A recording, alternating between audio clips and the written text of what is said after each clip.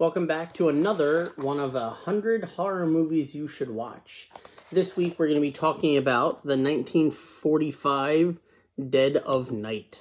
I want to take a second to correct myself. I think I may have said at the end of the last video, Night of Dead.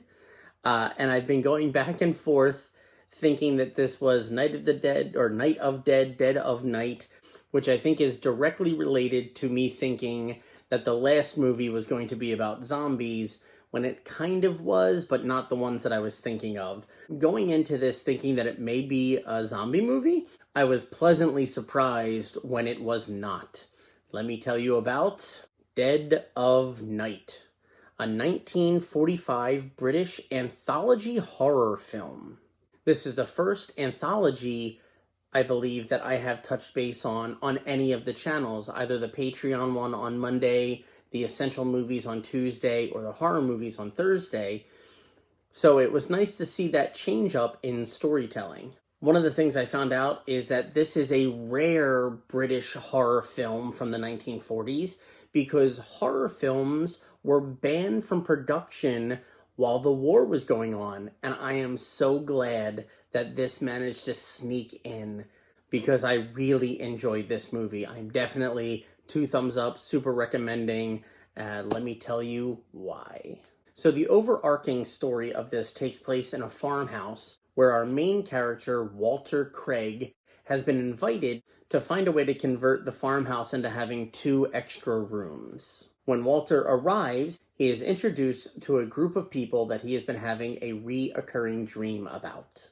Walter tells the group about his reoccurring dream, including that there will be another person joining them shortly. Out of the group so far, there is a Dr. Stratton who immediately dismisses and does not believe that Walter has the ability to tell the future. This sets up the premise for the anthology part of this story. The other members of the group start recapping supernatural stories that have happened to them that make them lean towards believing Craig. The first story is called The Hearse Driver, where a premonition from one of the attendees leads him to not get on a bus that gets into an accident. It's followed by The Christmas Party, where somebody has a close encounter with a ghost. Then we're introduced to the Haunted Mirror story, where a newly purchased mirror starts reflecting not the room that you're in. And then one that's a little near and dear to my heart, especially because I've been playing so much mini-golf lately, The Goffer's Story. And the last side story of it, which is the one that this is probably most known for, is about a ventriloquist dummy and the ventriloquist who controls him. I don't want to break down all the subplots of the side stories because I really think the enjoyment of this film is seeing those all play out as well. I will tell you that I did not see the movie going the way that it did, and I loved it. I absolutely loved it. If you haven't seen Dead of Night, you should definitely go check it out and let me know what you think. If you've already seen it, or after you've seen it, come back and let me know what your favorite side story was, or if it was the overall common thread story that you liked the most. And now I am very excited to see what's behind the scratching of Dead of Night. So here we are to scratch off Dead of Night. Let's see what we got behind here.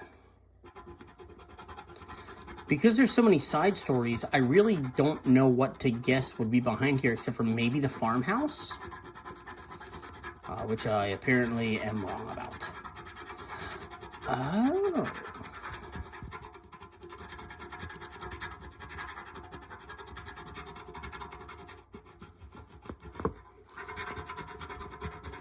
Well, like I had said, it was most known for the ventriloquist dummy story. That is who they put there. Let me introduce to you Mr. Hugo Finch from Dead of Night.